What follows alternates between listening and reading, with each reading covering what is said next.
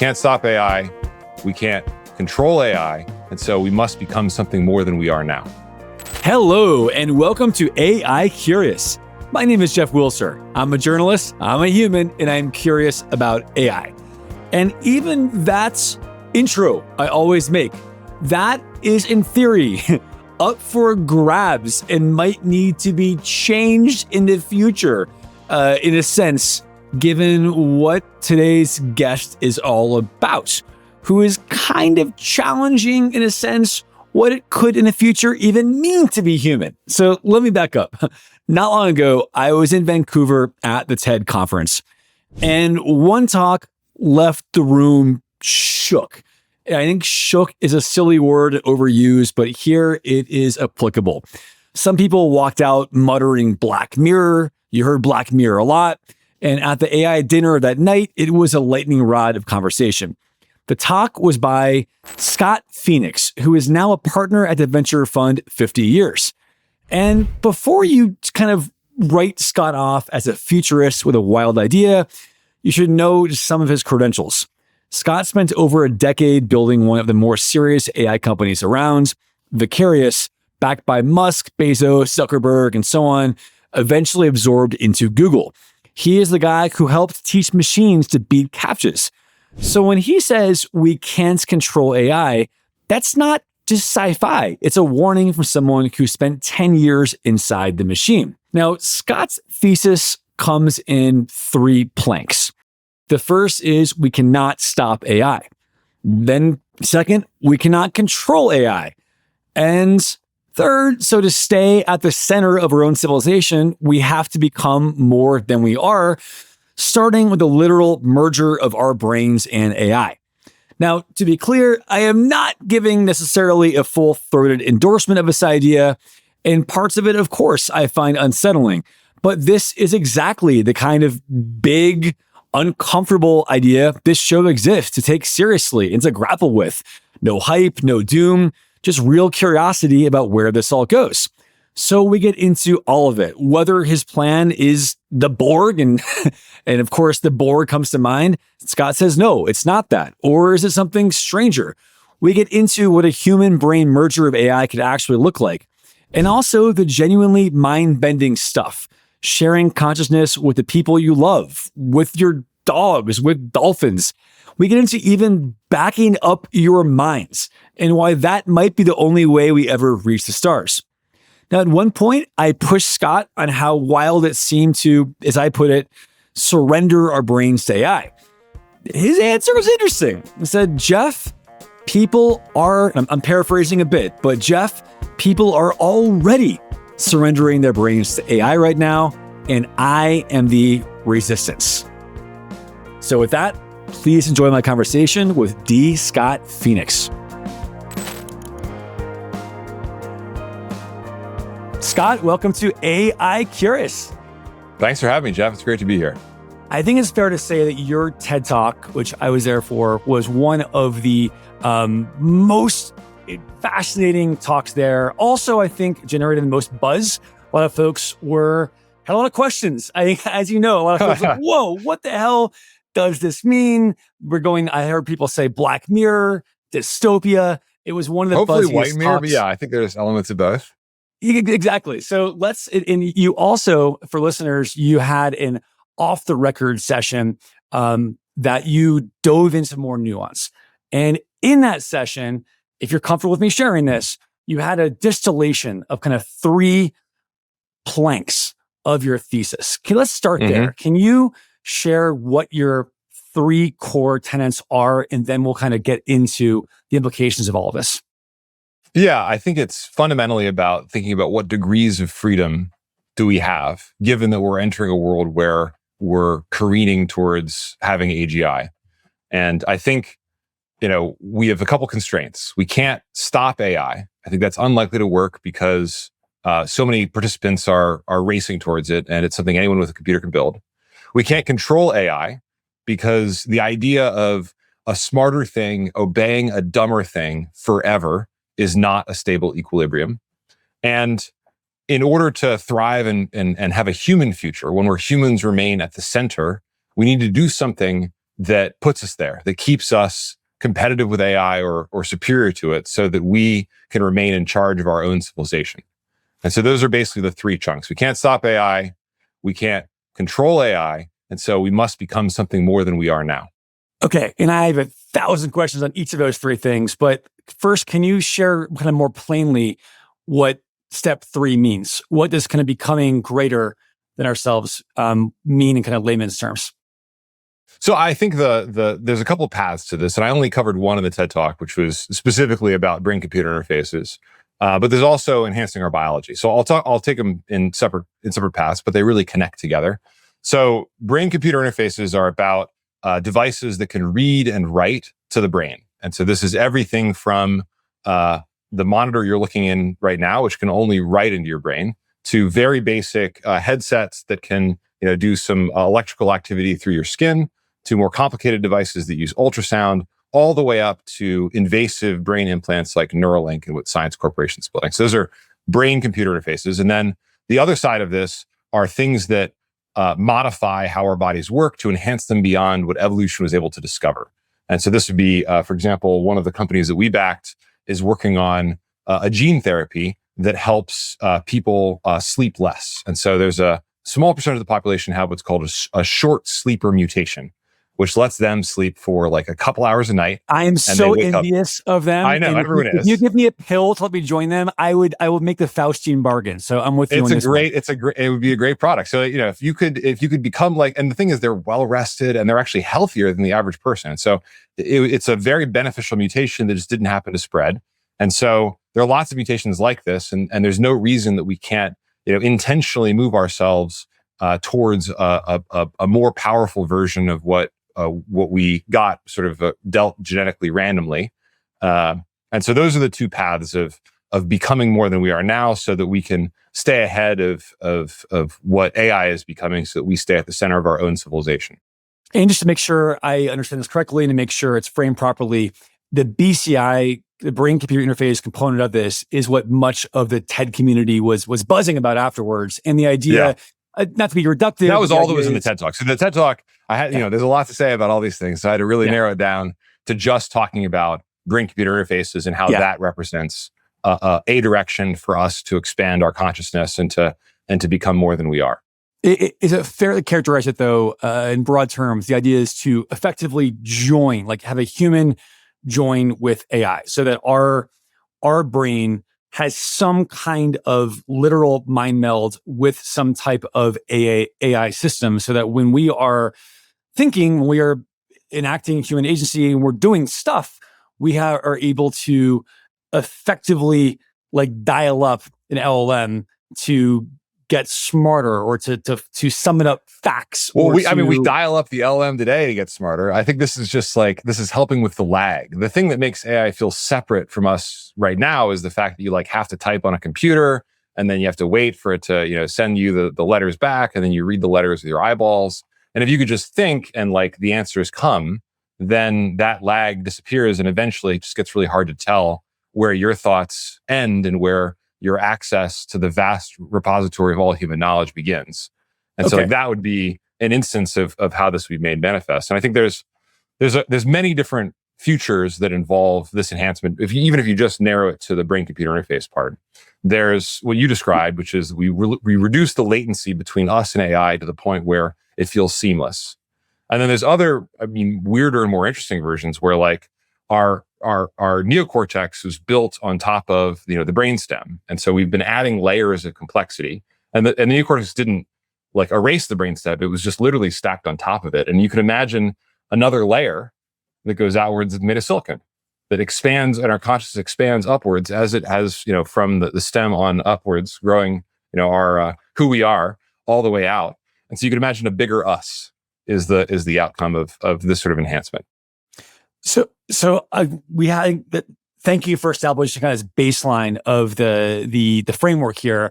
Going back to those 1, 2, 3 tenets, the first one, I think that I easily agree with you. The idea that we can't stop AI development, right? We can't put the genie in the bottle. It's hard to imagine any scenario where AI development just halts, even if there was some moratorium by governments across the globe, which is wildly unlikely. All it takes is one country or one actor to keep going, and it happens, right? So I think that's not realistic to imagine we could stop development. Can you share more on why you think the second point on why it's like we can't control it? Why are conventional guardrails, regulation, why in your mind is that laughably insufficient to tame the beast? I mean, I hope somebody figures it out, but I think the biggest challenge that I see with all of our efforts to control AI so far is they don't work, and we don't understand them. We don't know why they don't work. And so, like Anthropic had a really exciting announcement recently that they managed to decrease the rate at which Claude will choose to blackmail users. And it's just like such a crazy world to live in. Was there a parade? Was there a parade for the announcement? I missed it. Yeah, I missed it too. It's a good news. The AIs are blackmailing us less now, but we don't really know why. And it's very unintuitive. And so these are just, you have to think of these as like alien minds that look like us on the surface, but underneath they're anything but. And we don't know what they want or how to control them. We have no grounded theory that explains, what it means for a thing to be aligned.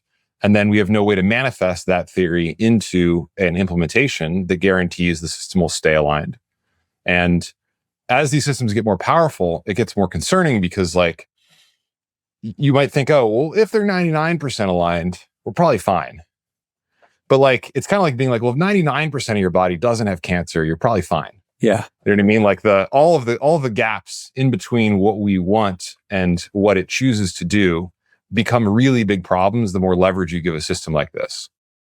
I'm going to do my best to summarize and synthesize a lot of the common reaction and response I heard from the talk and your session, and would love you to respond and push back to that reaction. And broadly speaking, what I heard is folks saying, okay, I get AI will keep getting more powerful.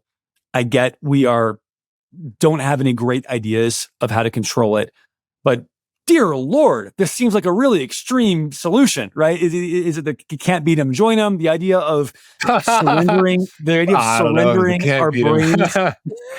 Is that the idea of surrendering our brains to the AI feels like a massively fraught with risk solution that folks are blanching at. What's your response and reaction to that? I think fair to say common reaction. Jeff, people are surrendering their brains to AI right now. And I'm the resistance. We have to stop surrendering our brains to AI. And I think the only way we manage to stop surrendering our brains to AI is if they stop out-competing us. And I think the only way they stop out-competing us, since we can't ban all AI, or we can't stop it from getting smarter, we can't stop the chips from getting faster, is we have to get faster too. And fundamentally, we have a better algorithm inside our heads. Our brains are, a millionfold better than AI is per unit of training data, per watt of electricity than any AI system today. But we're running on hardware that's 300 million years old. And so to the extent that we can upgrade our hardware, and I think the extent is probably very large given how fast we're gaining knowledge on brain-computer interfaces and how fast we're making progress on many different biological fronts. I think that future is one that makes it much more attainable for us not to turn over our brains to the AIs. And so I'm here for the humans, if that makes sense. One question that folks have is, okay, let's grant the premise. Let's grant this is the inevitable conclusion in the narrow path, if you will, for humans winning. Who's building this? And what concerns folks have is, look, we've seen in the past big tech be careless with our data. And so in this case, we're arguably surrendering literally our most precious data possible, like our minds, our consciousness, surrendering that, or if not surrendering, we're potentially, I don't know what the right term is, where that's being ingested, that's somehow being used to kind of create this kind of amalgam of human and AI. how do we trust the companies building this will be responsible stewards of that Yeah. brain data? And I think it needs so to be the most regulated industry in the world in the long term. I mean, right now, we're in the early days, and so regulation would kill it before we had a chance to even fight back against the AI.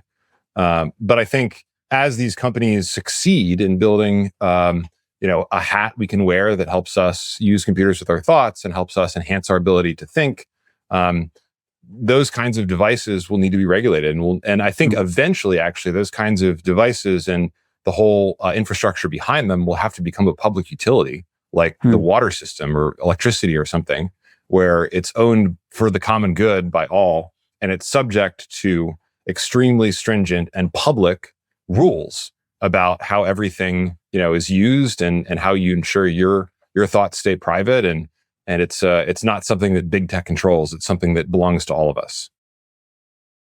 Is the idea so the companies are working on this. Okay, so and that's the other half. The pioneers. So I do think the pioneers, like for this, are taking a lot of risk, and they should get a reward for it. Like they should definitely be able to build a big company and make a bunch of money, and then just like we did with the railroads, and just like we did with the electrical system, we say, "Thanks, guys. Now it's time for this to become a public good." And so, go ahead. Sorry, go ahead. I was going to say, I think the company I think that is at the forefront of all of this is science, which is a company by Max Hodak. Max was the co-founder of Neuralink, and he was the president of Neuralink for a while, and he helped to build a lot of the technology, and he realized there was a fundamentally better way to build a brain-computer interface than putting a bunch of wires in your brain. The problem with wires in your brain is that every time you put a wire in, it kills neurons. And so, like, if you want to have 1,000 wires in your brain, you're going to kill 10,000 neurons. And the ratio is really bad because, you're killing more neurons than you're reading from. Yeah. And so that, call that the murder coefficient. Basically, you put so many wires in your brain, there's no brain left.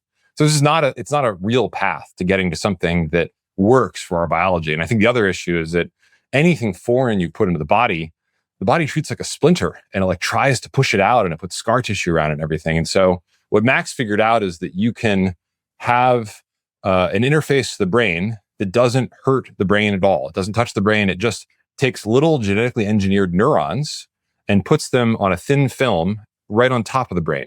So nothing goes in your brain. And those little neurons do what neurons do. They grow dendrites that connect into your deep network of neurons so that they can talk to the electronics in the film. And this way, there's no implant going into you. There's just basically like a sticker that sticks in your brain, and the sticker is covered in real neurons that grow and connect with your neural network. And that enables you to think and not have a disruption in your thoughts. And it's a much more safe way of getting a neural implant. Now, again, that's one way of doing it. That's the most aggressive way of doing it. You can also there's other companies working on ultrasound sort of like hats that you wear that can read and write to the brain. So there's a lot of different ways that I think people will pursue. I'm delighted, Scott, that you did not describe a Borg like I'll admit I was envisioning the Borg here. So I'm somewhat reassured that's not the end game you have in mind. Jeff, the point is to stay human. The goal is to stay human and to keep humans at the center. And like, honestly, we're losing that. That's part of why I want to talk about this, because paradoxically, the way for us to retain our humanity and to retain humans at the center of our civilization is that we have to become more than we were in caves. Right. And that's a hard thing to accept, but it really does beat the alternative. And I think there's a way to do it that's not invasive and that is like just, there's already a lot of stuff. You already wear a hat, and you already take, probably some vitamins every day and stuff. So there's ways to do it that are like things that we're accustomed to. Yeah. And also provide the benefit of keeping humans at the center.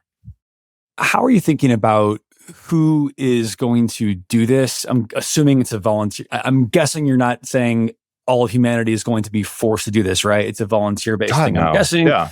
And how are you thinking about inequality in this? And will it if potentially, if there's already a haves and have nots, will this kind of create a joins or merge nots? And if people are if those who have means to do this, if they're becoming literally superhuman, will that exacerbate current inequalities and structural issues? How are you thinking about that challenge?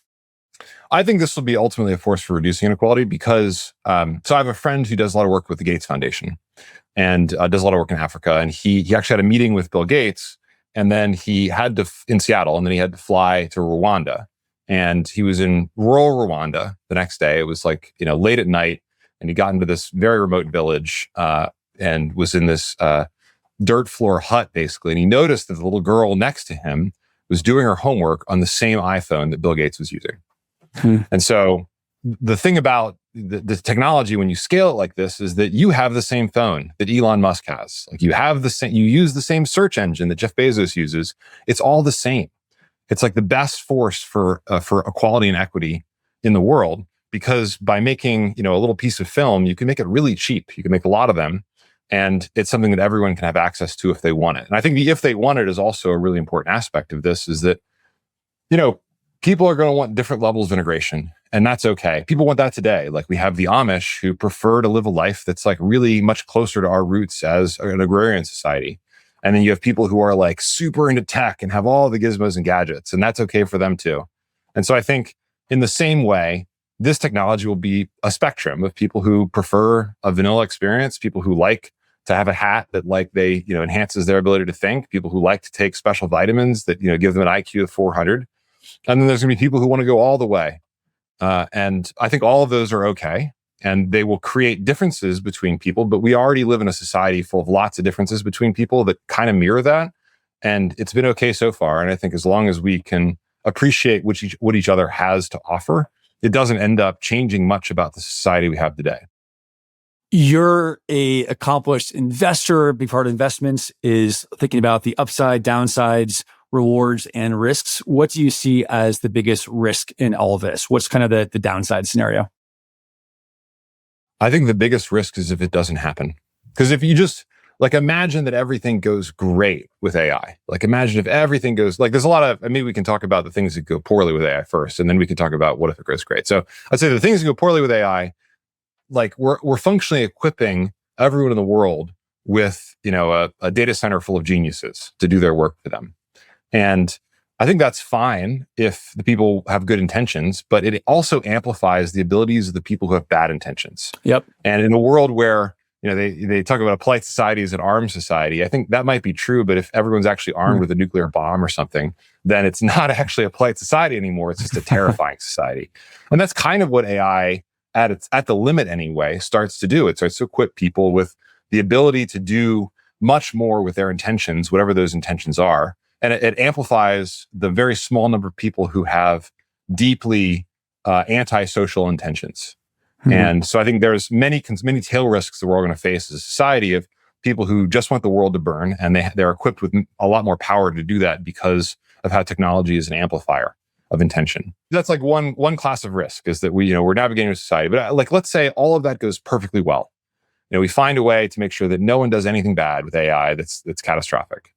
And then we get to the second phase, which is the AI itself is a thing that we don't really understand very well, and we can't really control super well. And it behaves in all kinds of concerning ways with respect to its desire to stay, in existence.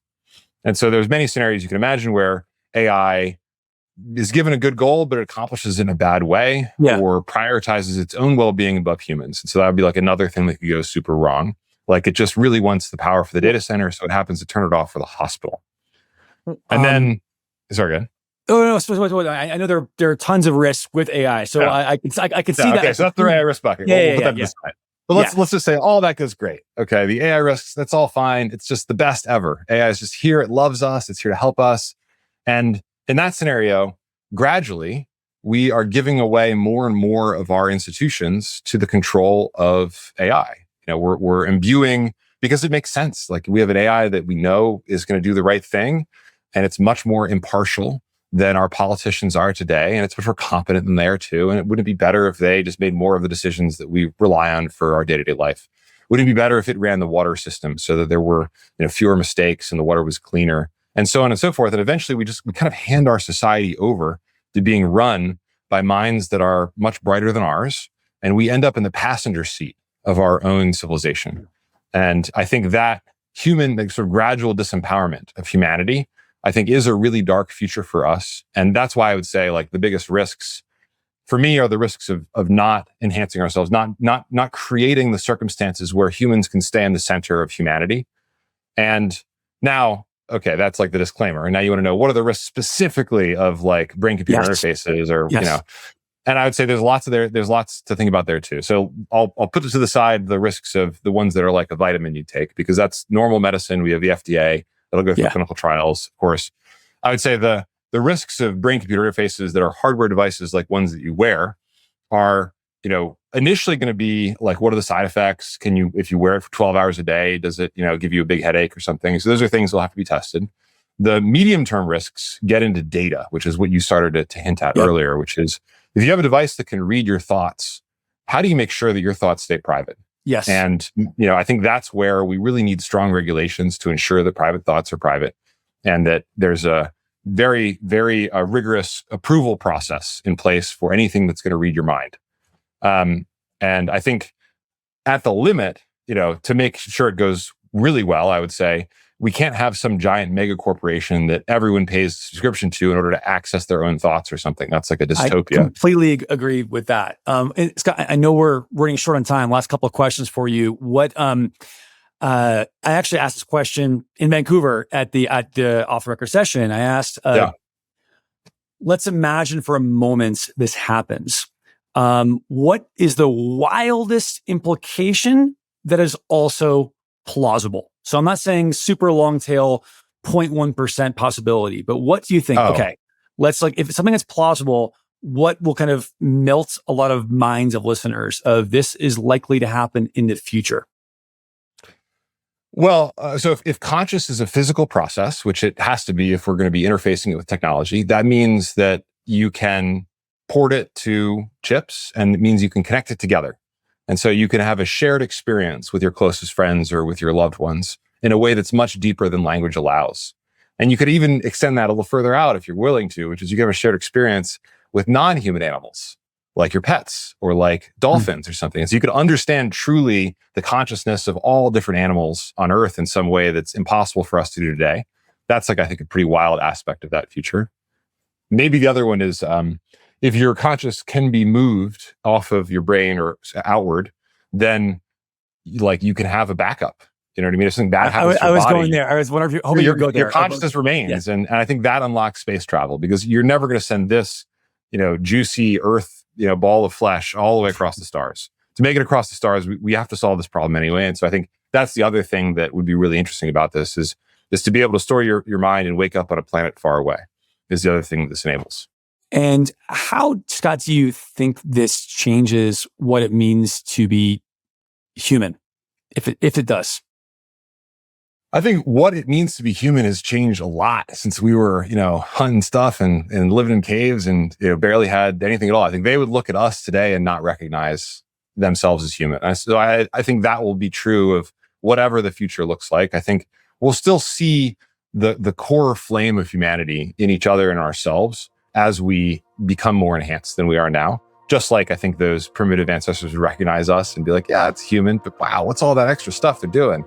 And so I think we'll probably have that same experience. And I also think it'll look like magic in the same way that tribal societies would view our lives today and be like, wow, there's just magic everywhere.